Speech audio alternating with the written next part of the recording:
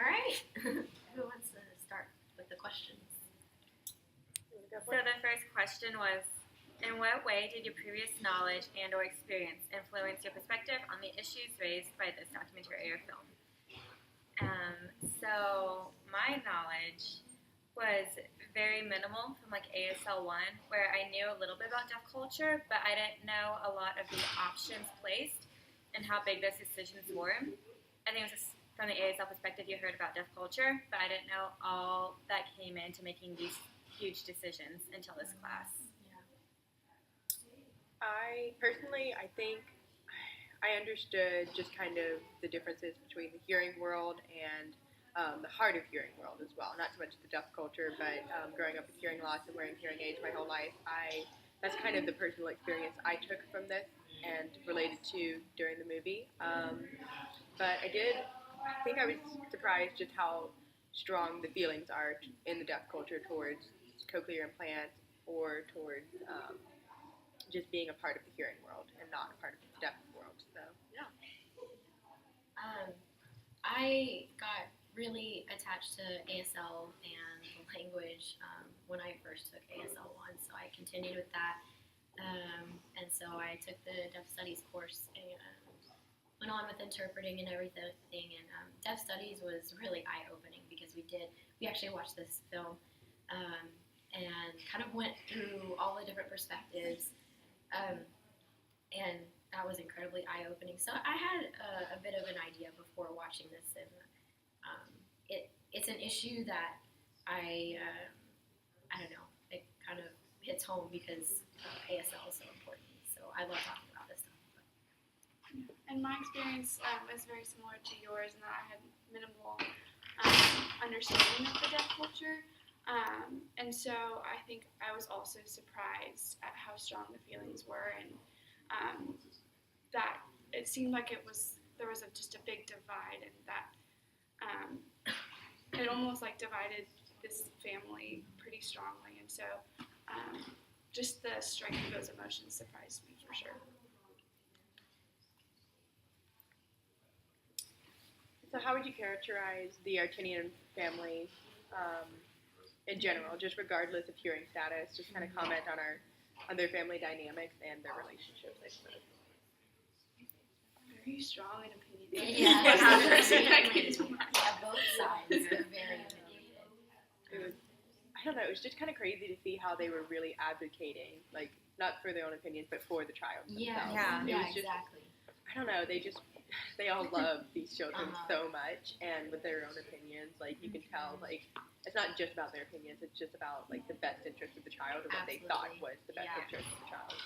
And like the grandma was so opinionated, and like my grandmas don't have that much like influence in my life, so just like seeing how involved she was, that was like a family dynamic that was like, wow, like they have multi-generations like really honing in on this issue. Yeah, I thought it was really great because as much as like they, disagree with one another, and you have that stark contrast, like Jesse said, you really can tell they really just have the best interest of Heather at heart, and they just have different ideas of what that looks like. But yeah, very loving family, I think. Also, it seemed like the dad was kind of the determining factor in a lot of the decisions. I don't know. He seemed like he definitely played the role of the head of the family very, very strongly. Yeah.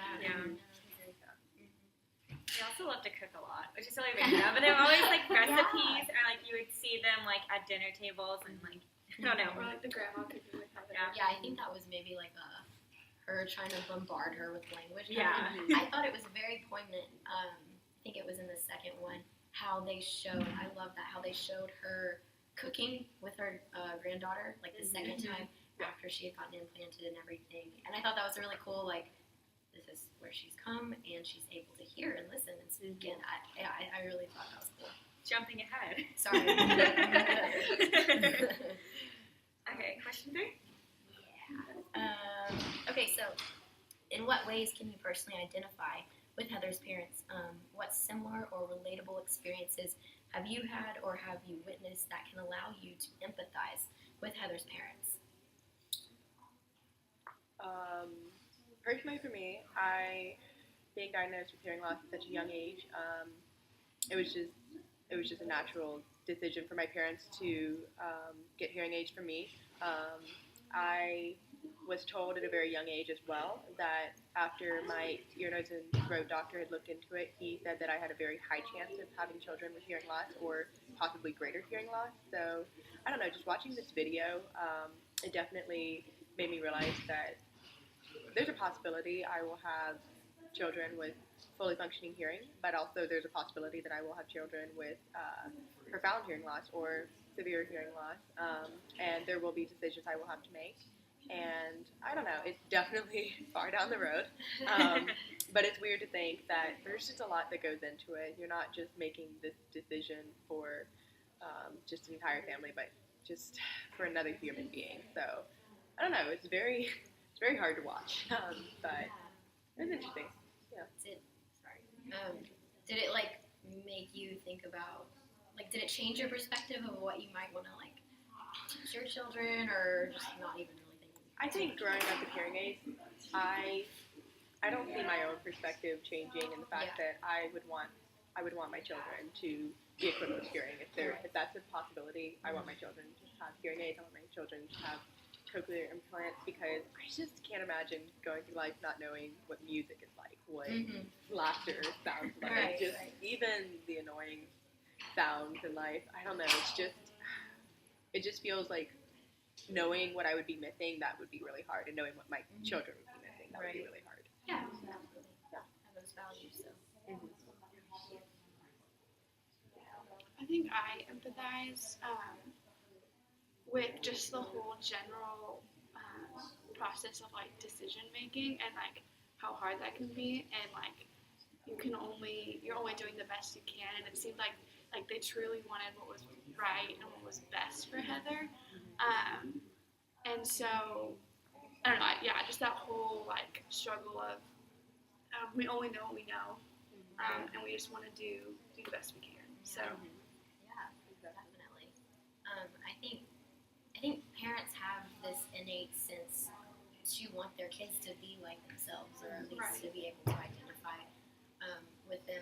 And so for Heather's parents to want her to stay within that deaf community, I think losing her to this cochlear implant world, or hearing world, is very scary.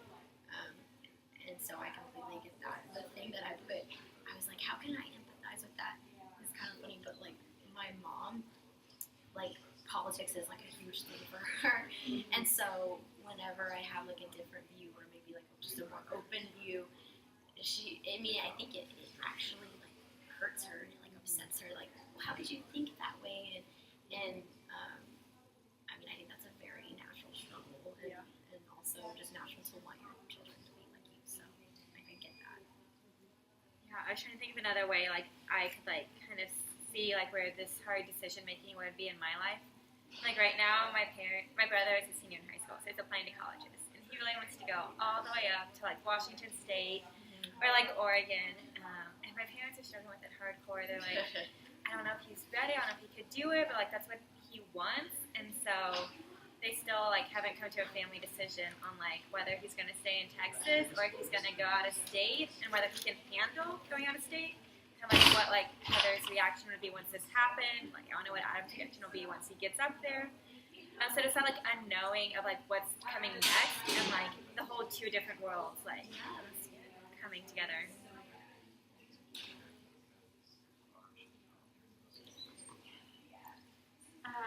Okay, and then question number 4 is, in what ways can you personally identify with baby Peter's parents? What similar or relatable experiences have you had or have you witnessed that can allow you to empathize with Peter's parents? When I was doing these questions, kind of like what Jesse had said, like I can't imagine like a child not like hearing my voice, or like laughter, or just like if someone's shouting their name, like that they turn around. So like I can empathize with them being hearing parents and wanting that for their child, at whatever cost it could be.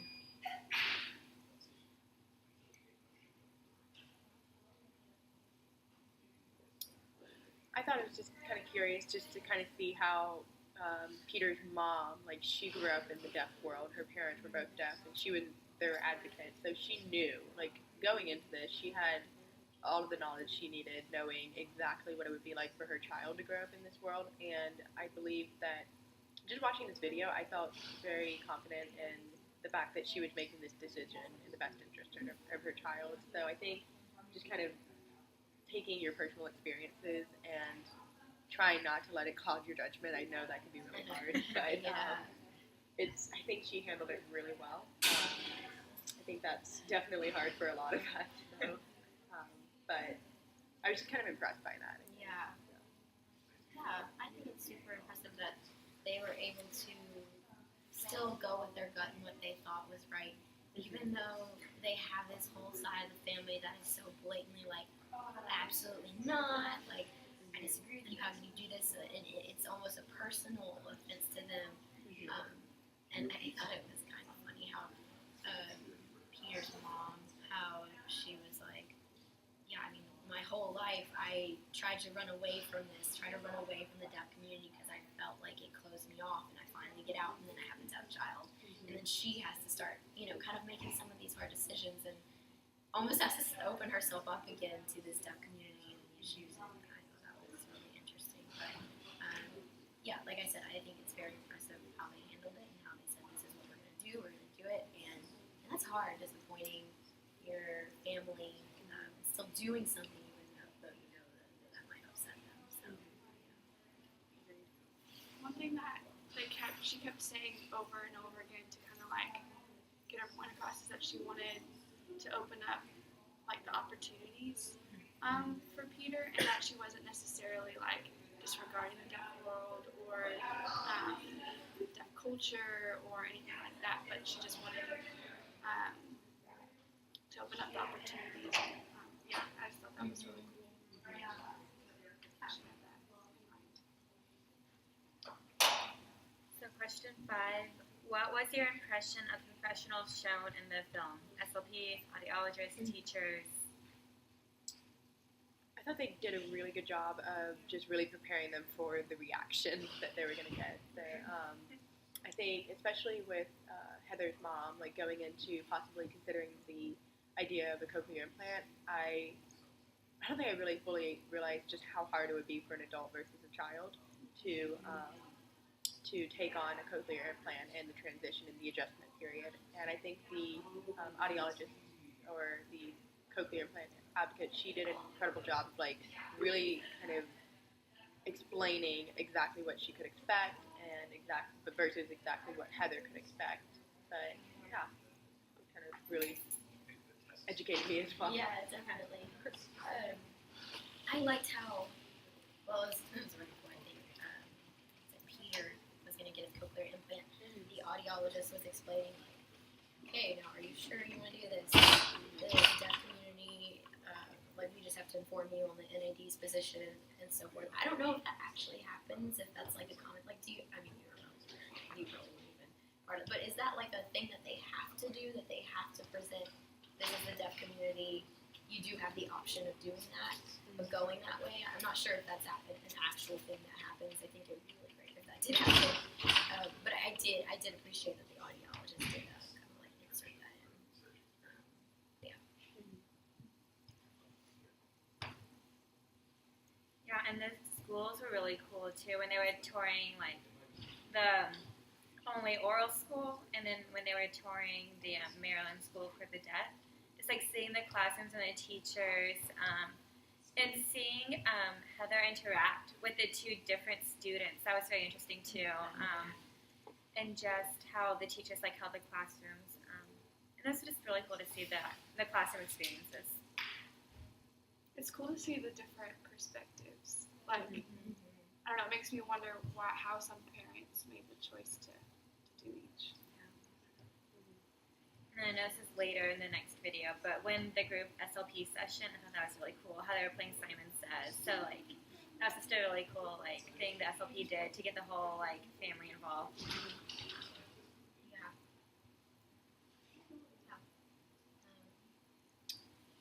So, what insight did this video give you into oral and manual communication methodologies? I thought it was really cool because it really showed you that children can be happy using either. It's mostly that they have that common communication mode.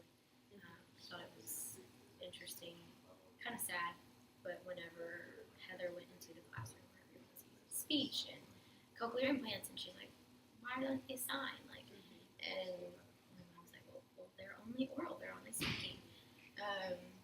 And it's not necessarily a bad thing. It just goes to show that kids can be happy if they're using the same communication mode. You just have to decide which you want.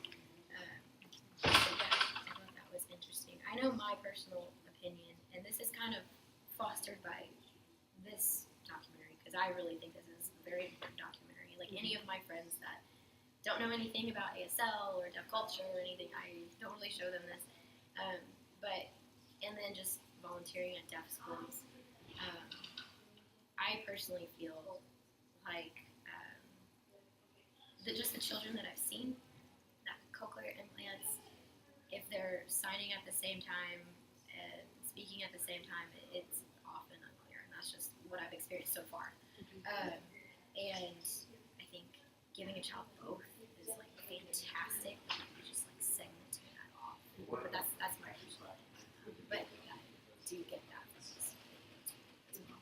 Like Heather started off signing, and then Yeah. I think it totally work. I just personally believe in like isolation. I thought it was cool how like the whole family knew sign language, even if they were speaking, like they all knew sign language. So like, and then like the methodology, like they would sign and speak, or just like they all learned it. Like even the grandma, who like learned it when her son was born deaf. So to me, it just seemed like she could like there is like hope to learn both. Not like hope, but like it's possible for like a whole family to know sign language, even if half of them are hearing. And I think that like can also support people who are like, well, I don't want to learn a whole new language, but like showing that like a whole family can do it, and like how much that enhanced their communication all together. Absolutely. I thought it was great seeing everybody signing. I just think that's a whole thing, and that they were all doing it. Yeah. My favorite scene was like the picnic they were having, and like everyone. It was just kind of Yeah. quiet and peaceful, and everyone was just signing. It was so vibrant, Right. even though it was so quiet. I was like, this is a beautiful language. It's incredible. Yeah. I think one of the things that stood out to me with, like if someone were to just stick with manual communication, was when the grandma was sharing her experience of raising her son, the dad, in the movie, who I can't remember his name, but just that struggle of just him not having oral and not access to sound. I think that opened my eyes to the struggles of just sticking with ASL and not having a cochlear implant or exposure to sounds. Kind of helped shape my perspective a little bit of, I mean, I think for me, I think it's best if they can have total communication. Yeah, it's a struggle in everybody. It's not just something that the kid is undergoing. That's the whole family. 7. Okay, so what insight did the film give you into deaf culture? Were you surprised by anything? I think I was surprised by. I understand that the deaf culture is something that is incredibly valued. There is nothing wrong with it. Deciding not to go with a cochlear implant, that is completely the family's choice.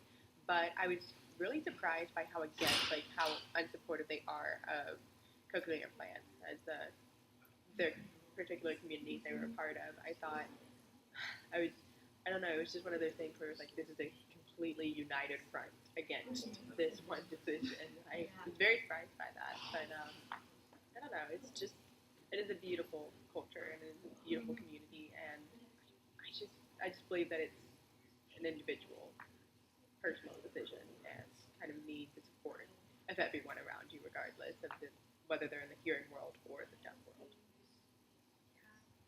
And like I think this was filmed in 2000, so it wasn't that long ago. But like when their comment that really like surprised me was like if everyone gets cochlear implants, then like we're all gonna be robots.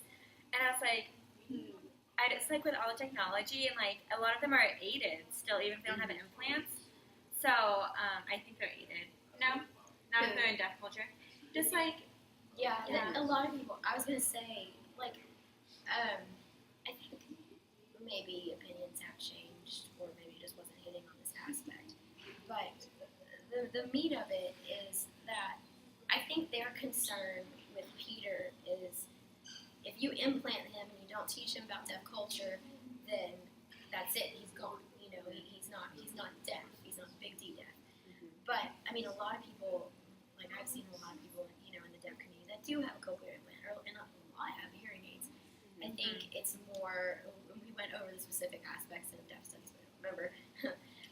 But you know, you have to be very active within the deaf community. You have to like identify yourself as deaf, and you. It's really more about being like infiltrated in the deaf culture. They could care less if you know how to speak. If you're good at speech or if you're bad at speech, if you can't speak, they don't care. Like it's literally means nothing to them. So it's not so much like having the implant. It's just as far as like what's your dedication to being within the deaf community and identifying yourself as like deaf. So yeah, I think that's it. Yeah, I think I liked, or I learned just how, kind of the same things that you were saying, is just how united they are and how tight-knit they are, how supported they are, and I think it's because they have to be, as kind of more of a minority group, and I think that really shows in how they're kind of protective of their own and their identities. Yeah, that's what I would say.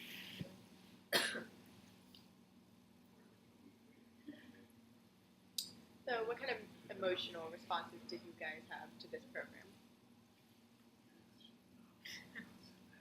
so many emotions. So many emotions. Yeah.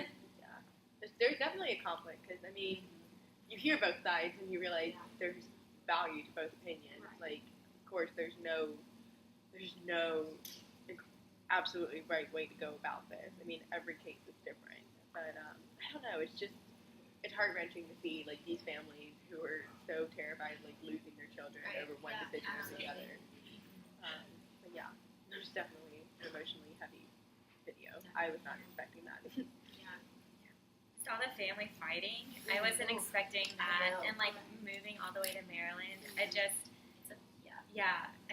and just like how like they were so passionate and they were such on polar opposites, and it was like towards the middle, I was like, are they ever going to reconcile? Like what? Like no matter what happens, someone's going to be upset, and like I just couldn't help but thinking of the children the whole time, being like, but like all these adults have these opinions, but like what about Heather, who said she wanted to be implanted or then changed her mind? So I was just like worried about like Heather and Peter and like how they were going to react if the families do get divided because they are implanted too. I think my opinions have changed since the very first time that I saw this documentary and the second time I saw it. It is really hard because you can't see both sides, and both sides are so passionate. And I mean, they have reasons, you know, like the dad on the father's side, the one who he doesn't sign, he just speaks to the father. I don't know his name, but he doesn't sign at all, and I thought that was interesting. Like, wow, that's another story. But anyway, gosh, I kind of forgot what point I was going to make. How your perspectives change, how your opinions. Dang. Oh well. Somebody else would have taken it. Maybe I'll remember. I did catch that though, like just the fact that like he wasn't signing, like his son only had to rely on like lip reading. It kind of made me wonder, like, what kind of relationship do these two people have? Like, I know. What kind of support did he grow up with? Yeah. I still can't figure out what I was gonna say. Somebody else can pick it up. Yeah. No, definitely. Like my opinions and my emotions change like Mhm. continually Yeah. throughout. Like, oh, I totally get that. I totally agree with that decision. And be like, oh wait, but that makes so much sense too. I don't know, and I think it's kind of supposed to be that way because it is a struggle just in general. Like, do you get an implant or not? So, yeah. I remember. The dad says, like if I didn't know you, I'd say you're an abusive parent. And I mean, those are fighting words. I mean, that is can you imagine like your parent saying that to you about your kid? I mean, that's huge. I was watching it with my roommate, and she's like, she's pre-med, so totally of that mindset, like cochlear implant, that kind of stuff. But I've taught her more about deaf culture, so she's kind of on this middle ground here. But she's like, I think a lot of people would actually think that, like not giving your child the ability to communicate with the majority. I mean, that's huge. And so you see both sides, and especially as someone who wants to become a speech pathologist, I completely, absolutely value communication and speech. But getting so involved in deaf culture and seeing how beautiful the language is and seeing how happy they are, and they're fine without speech. They don't need it. And I mean, it's quite a balance and an issue. And I don't think there's a right answer. But yeah, so. Question 9. Some of the deaf members of the family expressed concern that the cochlear implants would eventually make deafness extinct. Do you think this is a real danger for the future? Why or why not? I don't, because what we've said about how beautiful it is and how necessary it is, and I don't think it'll ever go extinct. And the communication quality of signing, and how fluent you can become in that, and how much you can express in that, versus if you are implanted and you haven't had the best speech therapy or you haven't had the best support from your family, you'd be so much more fluent in ASL. So I think there's always going to be that option, and there's always going to be that community of those who choose ASL. Cochlear implants is not the answer for everyone. It's not going to be the cure,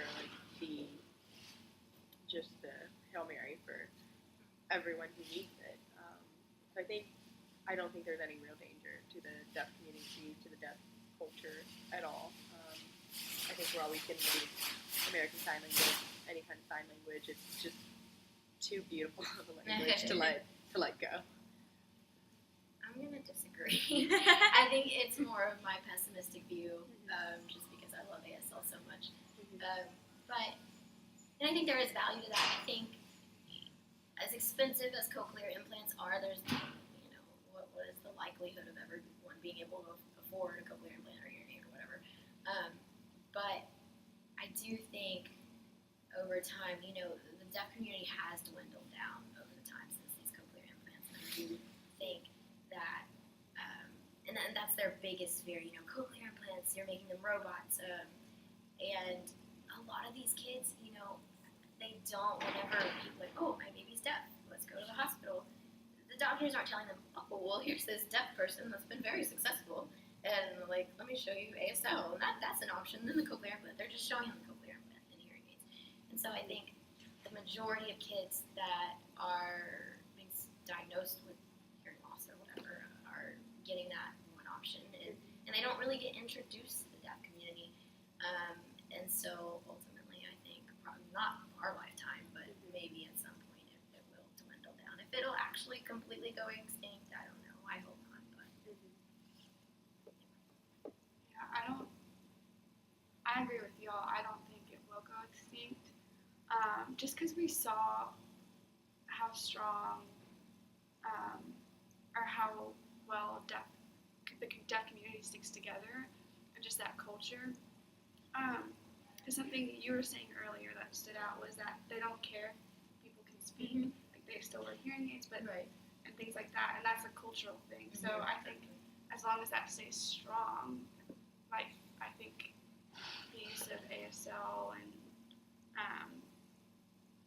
things like that will stay strong. Does that make sense? Yeah. To y'all? Yeah, I was thinking the culture's gonna change in the sense of now more people are gonna be aided and implanted. Right. And there's also more awareness that's like, you know, even with like Niall DeMar, it's like there's just like more like with media and like access to like chat rooms of people and like we're deaf and then like they could meet up. It's like I feel like it's gonna change, Yeah. but like I don't think it'll ever like go extinct. But it's definitely going to change. Like any culture has changed. Right. Like the American culture has changed so much in 20 years, just like the deaf culture has too. So, and some people aren't a fan of the changing culture, but you know. Yeah.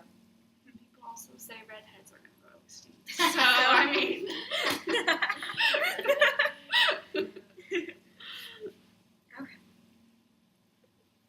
So getting into the Sound and Fury 6 years later film, I suppose what factors seem the most important to Heather's parents in the decisions from the later film about cochlear implantation, like the communication modes and their children's education? Like, what were the driving factors in their decision?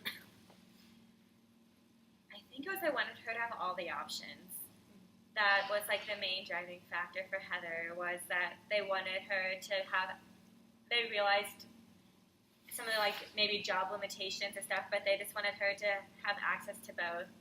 And I also feel like they were pretty confident like signing would never go away because they said like she has to sign to us. So like they knew that that sign language was always going to be present in Heather's life, no matter what, because she's going to talk to her parents. I don't know if I really had anything extra to add to that. Yeah, I think they didn't want her. They didn't want her to like get lost in like an isolated cochlear implant world or even the hearing world. I think access to all of those is what they ultimately wanted. And once they realized that could happen, they were totally happy and ecstatic. I thought, I don't know if you mentioned the dinner table whenever it was the second one. They're like at a restaurant or something. Eating the pizza. Yeah, and there's all kinds like there's signing and then Heather's like speaking and maybe like some calming a little bit or whatever. And I thought that was pretty cool. So.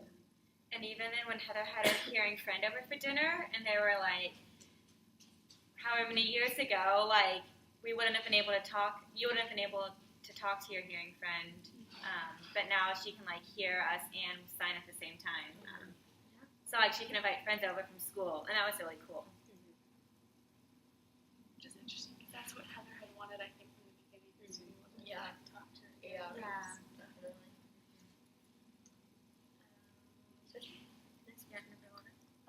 Okay, so how did watching the follow-up film influence your opinions, particularly the ones you expressed in questions 6, 7, and 8? So that was all about the methodology and the deaf culture and emotional response. So it's a loaded question. It is. Let's just start now.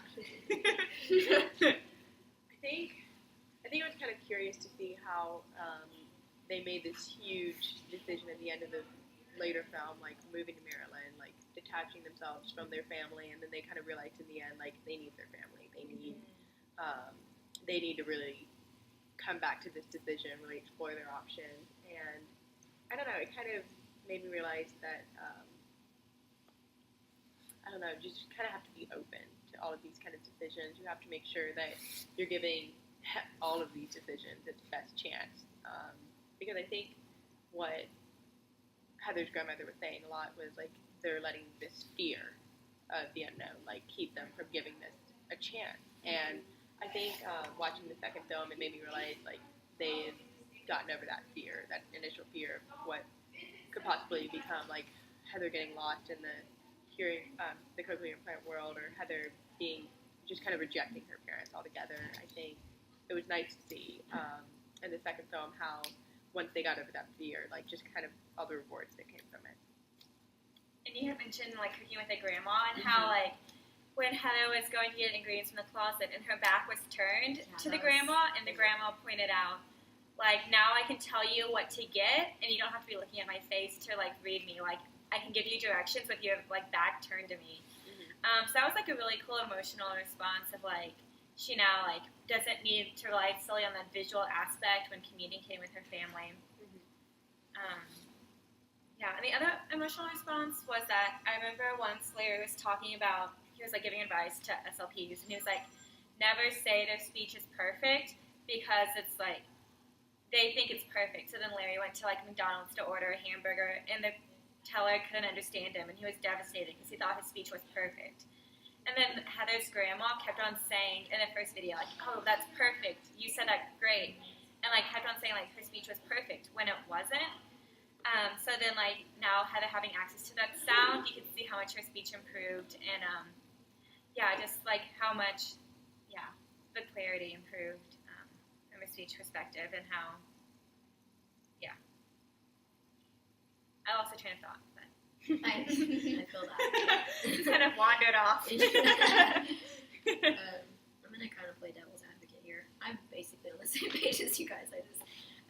I really do feel like the second video is much more slanted, and I mean that's natural because the first one was presenting two sides. Mm-hmm. But I don't know if you guys noticed, but the second video was supported by Cochlear, like the Cochlear implant company.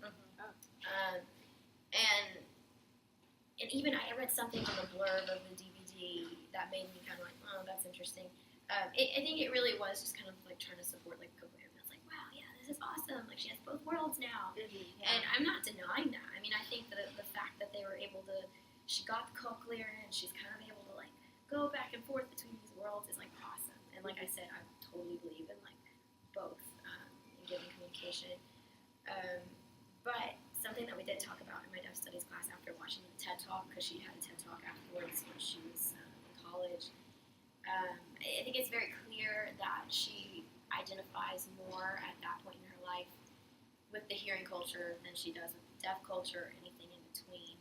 And even though she claimed like, oh, I'm in Heather's world now, that was the TED Talk, so it's not related, but I think it is true that at this point in time with the Cochlear that she kind of identified more with the hearing world. So it's just something to take into consideration. I'm not denying that it's not great and that she didn't get great communication access. Maybe it's not always as perfect as we'd like to think it is. So. I was gonna ask y'all if y'all thought she was still in the deaf culture, because the video kind of left it. It was very short. It was like 28 minutes. And the first half was like a recap of what happened in the first video anyway. So like it was a very short blurb on like where Heather is now. So like I wasn't sure which one she would still identify with. So it's kind of cool to like follow her process. But it's only one person too. Right. Like because even Peter, like they opted out of being in this. Oh, I know. I wish I could have seen that. So that was interesting. That like the other family like didn't want to have like Peter's like follow up in. So like it's just one person too. So like. Your emotions change, but like I don't know. It's just so hard to base feelings and like what you think off of like one person. Right. Yeah, Definitely. I think it's interesting how they had such strong opinions and kind of disagreed with Peter's family about opening up opportunities to the hearing world, and then they kind of like changed their mind. I don't know. I just find that really interesting. No, I would agree. I thought it was really funny. Like when I pulled up the second CD, it was funny because I was watching it with my roommate, like the first one, and then she opted out of watching the second one. But she she heard like the very first part of like the dad talking. He's like, "Oh yeah, the cochlear implant's great," and like we're really glad. And my roommate's like, "What?" Like I just listened to him like talk about how awful the idea was, and then he just like changed his mind. But I thought that was interesting too. But they did kind of back it up a little bit. But it was. It takes time to open up some new ideas. So I guess that, for sure. Another thought I had was like when they went to Maryland, the dad still had to work in New York because like he couldn't really leave his job because there weren't, I think, many job openings in Maryland. And then they also later said like Heather's dad got passed up on promotion because he couldn't speak, and it like made her want to get it too. So like raising that like whole issue of like getting jobs and like having that job stability and like climbing the ladder. That was like an interesting point brought up, even though that wasn't like the main point of the video.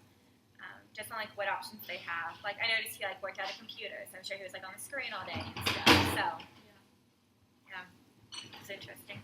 I guess to conclude this video, what other thoughts, comments, or questions were raised by either or both films for y'all? I already said mine. Yeah. I don't know. I talk a lot. I really like these documentaries. I think they're awesome. I think it's very thought provoking. Yeah. And like I said, Sorry, my no, mine's Amber safe. alert. Okay, I'm basically done. I'm glad you did bring up though, kind of how like the second film was sponsored by the cochlear implant company. Because like watching the first film, the entire time I thought, okay, the documentarian. Yeah, I The filmmakers. Yes, the filmmakers are like, what is their stance? Like, what are they Right, hoping to right. get out of this video or like expose through this video? So it was just kind of interesting to see, like, I guess they were advocates of cochlear implants. Yeah, I mean, I'm sure, like, it's probably more innocent than I made it sound, but I think Still, the you have to producer, wonder. the producer was the same, Yeah. but I'm sure, after they figured out that the Artinians did get involved with the cochlear implant, cochlear company or whatever was like, oh, heck yes, like, we'll sponsor this because this makes us look great, so I don't know.